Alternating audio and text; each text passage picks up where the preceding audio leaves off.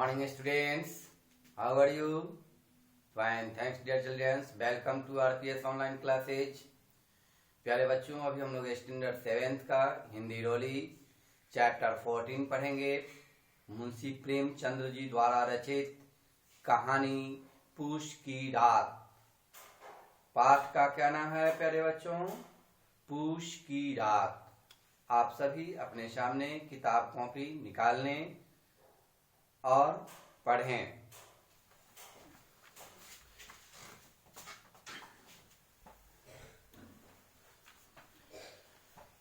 मुंशी प्रेमचंद जी द्वारा रचित जो है पूस की रात शीर्षक कहानी में भारतीय किसान आज भी प्रतिकूल परिस्थितियों में जीता है।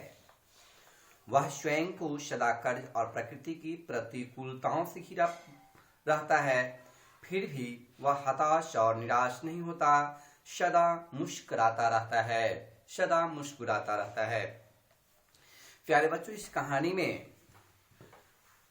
हल्कू ने आकर अपनी पत्नी से कहा कि शहना आया है, घर में जो रुपए हैं वे दे दें ताकि मैं उससे गला तो छुटवा लूं। अरे मुन्नी झाड़ू लगा रही थी,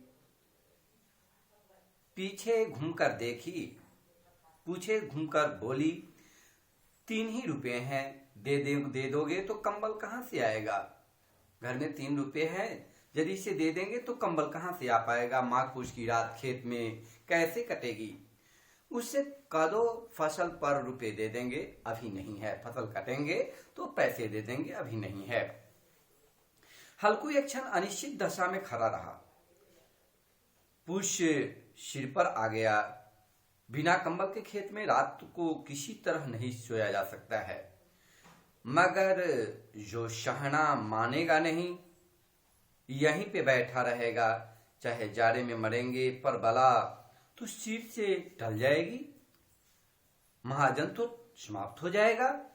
यह सोचता वो अपनी पत्नी के पास गया और खुशामद करके बोला, आग्रह करके बोला, दे दे, गला तो छूटे भाई, कंबल के लिए कोई दूसरा उपाय सोचूंगा। मुन्नी उसके पास से दूर हट गई और आंखें तैरती हुई बोली, कर चुके दूसरा उपाय, जरा सुनूं क्या उपाय है। मैंने जो दूसरा उपाय कर लिया, सुनूं क्या उपाय है। कोई खैरात में दे देगा कंबल, कोई सीधे दान में दे देगा कंबल। मैं कहती हूं तुम खेती छोड़ क्यों नहीं देते, मर मर कर काम करो, और जब फसल हो तो उसे लगान में दे दिया जाए, टैक्स में दे दिया जाए। लगान चुकाने के लिए ही तो हमारा जन्म हुआ है। पेट के लिए मजदूरी करो, ऐसी खेती से बाज आए मैं ना दूंगी, मैं रुपये नहीं दूंगी। हल्कू उदास होकर बोला, तो क्या गाली खाऊं? यदि उससे सहना को पैसे नहीं देंगे तो क्या मैं उससे गाली सुनूंगा? मुनि ने तड़प कर कहा, गाली क्यों देगा? क्या उसका राज है कि मुझे गाली दे देगा? मगर यह कहने के साथ ही उसकी तनी हुई भौहें ढीली पड़ गई। हल्कू के उस वाक्य में जो कठोर सत्य था, वह मानो एक भयानक जंतु की भांति उसे घूर रहा था, देख रहा था। वह जाकर रुपये निकाल लाई और हल्कू के हाथ पैर रख दिए, फिर बोली, तुम छोड़ दो अब ये खेती, हमें ये खेती नहीं करनी है। हम मजदूरी में सुख से एक रोटी खाने को तैयार हैं और ये खेती करने को तैयार नहीं है। किसी की धौंस तो न रहेगी। ऐसी खेती किस काम की कि किसी मजदूरी करके लाओ और उसे भी झोंक दिया जाए, उस पर भी धौंस सहना पड़े। हल्कू ने रुपये लिए और इस तरह बाहर चला गया, माने अपना हृदय निकाल कर देने जा रहा है। उसने मजदूरी से एक एक पैसे काट काट कर 3 रुपए कंबल के लिए जमा किए थे, वो ही शहना को दे दिए। एक एक पग के साथ उसका मस्तक अपनी दीनता के भार से दबा जा रहा था। ऐसी अंधेरी पूस की रात आकाश में तारे भी ठिठुरते हुए मालूम होते थे। हल्कू अपने खेत के किनारे ऊख के पत्तों की छतरी के नीचे बांस के खटोले अपनी पुरानी सूती चादर ओढ़े पर कांप रहा था, थरथरा रहा था। खाट के नीचे उसका संगी माने साथी, साथ रहने वाला कुत्ता जबरा पेट में मुंह डाले सर्दी के कुं कर रहा था। दोनों में से एक को भी नींद नहीं आ रही थी ठंड के कारण। हल्कू ने घुटनों को गर्दन में चिपकाते हुए कहा, क्यों जबरा, जरा लगता है, ठंडा लगता है? कहता तो था घर में पुआल पर लेट रहा, तू यहाँ क्या लेने आ गया? ऐसी बातें उन्हें कहते थे कि तुम्हें मैं कहा था कि तुम घर में ही रह, यहाँ पर क्यों आ जाते हो? खाओ ठंड, मैं क्या करूं? जानते थे कि मैं यहाँ हलवा पूड़ी खाने आ रहा हूं, दौड़े दौड़े दौड़े दौड़े मेरे पास चले आए हो। अब रो नहीं नानी के नाम को, अब रो नहीं नानी के नाम को। जबरा ने परे परे दुम हिलाई और अपनी कुंकू की दीर्घ बनाता हुआ एक बार जम्हाई लेकर चुप हो गया, यानी सो गया। उसकी श्वान बुद्धि ने शायद तार लिया कि स्वामी को मेरी कुंकू से नींद नहीं आ रही है, इसलिए वो चुपचाप सो गया। हल्कू ने हाथ हिलाकर जबरा की ठंडी पीठ सहलाते हुए कहा, कल से मत आना मेरे साथ, नहीं तो ठंडे हो जाओगे।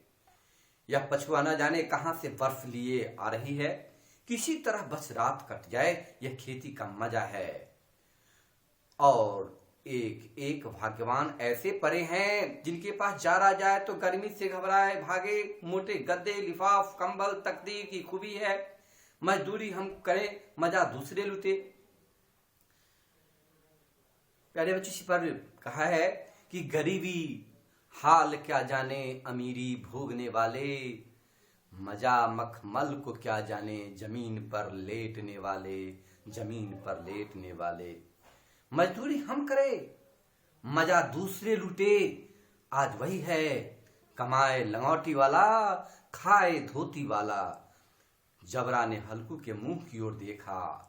हल्कू और जारा खा ले, कल से यहाँ और पुआल बिछा दूंगा, उसी में घुस कर बैठना, तब जारा ना लगेगा। जबरा ने अपने पंजे से घुटनियों पर रख दिए और उसके मुंह के पास अपना मुंह ले गया। हल्कू को उसकी सांस गर्म लगी, मुख से जो सांस निकलती थी वह गर्म लगी। हल्कू निश्चय करके लेटा कि चाहे कुछ भी हो जाए, अब सो जाऊंगा। पर एक क्षण में ही उसकी हृदय में कंपन होने लगा, ठंड लगने लगा। कभी इस करवट लेता तो कभी उस करवट लेता। जारा किसी पिशाच की भांति उसकी छाती को दबाए हुए था। जब किसी तरह न रहा गया तो उसने जबरा को धीरे से उठाया और उसकी सीट पर थपथपाते हुए उसे अपनी गोद में सुला लिया। कुत्ते की देह से न जाने कैसी दुर्गंध आती रहती है, पर वह उसे अपनी गोद में चिपकाए हुए ऐसे सुख का अनुभव कर रहा था जो इधर महीनों से उसे न मिला था। जबरा शायद समझ रहा था कि स्वर्ग यही है, और हल्कू की पवित्र आत्मा में तो उसे कुत्ते की प्रति घृणा की गंध तक नहीं आती थी। अपने किसी अभिन्न मित्र या भाई को यह इतनी ही तत्परता से गले लगाता तो दशा इस अनोखी मैत्री ने जैसी उसकी आत्मा के सब द्वार खोल दिए थे और उसका एक एक अणु प्रकाश से चमक रहा था। जबरा ने किसी जानवर की आहट पाई। इस विशेष आत्मीयता ने उसमें एक नई स्फूर्ति उत्पन्न कर दी थी जो हवा के झोंकों को तुच्छ समझती थी। वह झपट कर उठा और छतरी के बाहर आकर भौंकने लगा। हल्कू ने उसे कई बार पुचकार कर बुलाया, पर वह उसके पास नहीं आया। खेत में चारों ओर दौड़कर भौंकता रहा। एक क्षण के लिए भी आता तो तुरंत ही फिर दौड़कर चला जाता। कर्तव्य उसके हृदय में अरमान की भांति उछल रहा था और वे अपने कार्य को करने में हर समय तत्पर रहता था। प्यारे बच्चों, इसमें उन्होंने कहा कि 1 घंटा और गुजर गया। रात ने शीत की हवा का धकधकना शुरू कर दिया। हल्कू उठ बैठा, दोनों घुटनों उसकी छाती से मिलाकर सिर को उसमें छिपा लिया। फिर भी ठंड कम न हुई। ऐसी ठंड पड़ती थी, ऐसा जान पड़ता था कि सारा रक्त जम गया है और धमनियों में रक्त की जगह हिम बह रहा है। उसने झुककर आकाश की ओर देखा कि अभी कितनी बारात बाकी है। सप्तर्षि अभी आकाश में आधे भी नहीं चढ़े, ऊपर आ जाएंगे, तब कहीं सवेरा होगा। अभी पहर भर से ऊपर रात है। हल्कू के खेत से कुछ दूर आमों का बाग था। पतझड़ शुरू हो गया था। बाग में पत्तियों के ढेर लगे हुए थे। हल्कू ने सोचा कि चलकर पत्तियां बटोरूं और उन्हें जलाकर खूब तापूं। रात को कोई पत्तियां बटोरते देखे तो समझे कोई भूत है, कौन जाने कोई जानवर ही छिपा बैठा हो। मगर अब जाड़े में भी तो बैठे नहीं रहा जाता, ठंड के कारण बैठे नहीं जाता। उसने पास के अरहर के खेत में जाकर कई पौधे उखाड़ लिए और उनसे एक झाड़ू बनाकर हाथ में सुलगता हुआ उपला लिए बगीचे की तरफ चला। जबरा ने उसे आते देखा तो वह पास और दुम हिलाने लगा। वह दुम हिलाने लगा यानी पूंछ हिलाने लगा। प्यारे बच्चों, इसे पढ़ेंगे। अब इसमें हम लोग चलेंगे शब्दार्थ की ओर। आप अपनी पाठ्य पुस्तिका में नोट इस शब्दार्थ को लिखें। शब्दार्थ सबसे पहला जो आया है माघ पूष। माघ पूष का महीना यानी हिंदी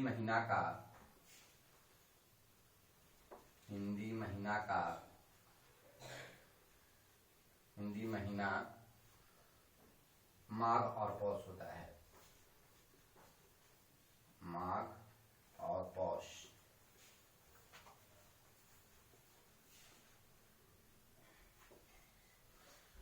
बहुत खुशामद करना है। खुशामद शब्द का अर्थ प्यारे बच्चों लिखेंगे। खुशामद शब्द का अर्थ होता है चापलूसी करना। चापलूसी करना। खैरात का काम। खैरात शब्द का अर्थ होता है दान। नेक्स्ट दे देंगे संगी। संगी शब्द का अर्थ होता है साथ रहने वाला। साथ रहने वाला।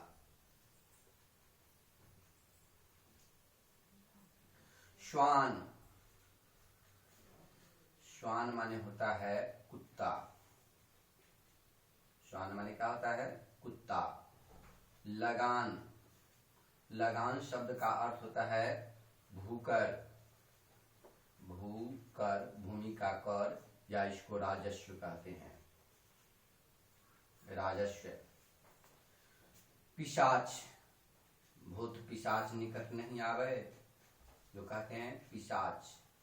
पिशाच माने होता है भूत। और उपला। उपला शब्द का अर्थ होता है ठंडा, कंडा। उपला शब्द का अर्थ होता है कंडा। अब प्यारे बच्चों, इसमें हम ले लेंगे अभी दुम शब्द आया है। दुम माने होता है पूंछ। दुम माने क्या होता है? पूंछ। और पछुआ माने होता है, पछुआ शब्द का अर्थ होता है पश्चिमी हवा। पश्चिमी हवा। अब HW सेक्शन की ओर चलेंगे प्यारे बच्चों। प्रश्नोत्तर। प्रश्नोत्तर लिखकर याद करें। प्रश्न संख्या 1 दे देंगे।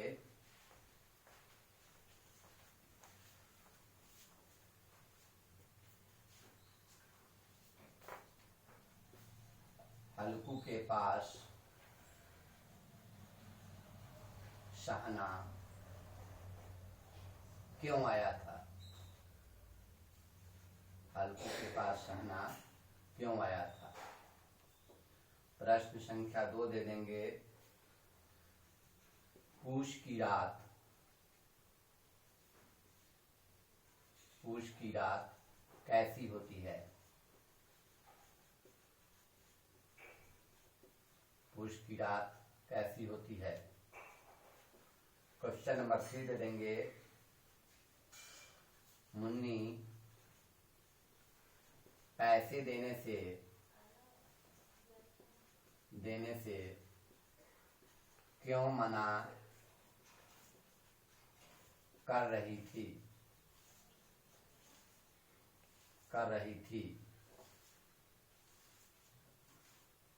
क्वेश्चन नंबर 4 दे देंगे प्यारे बच्चों।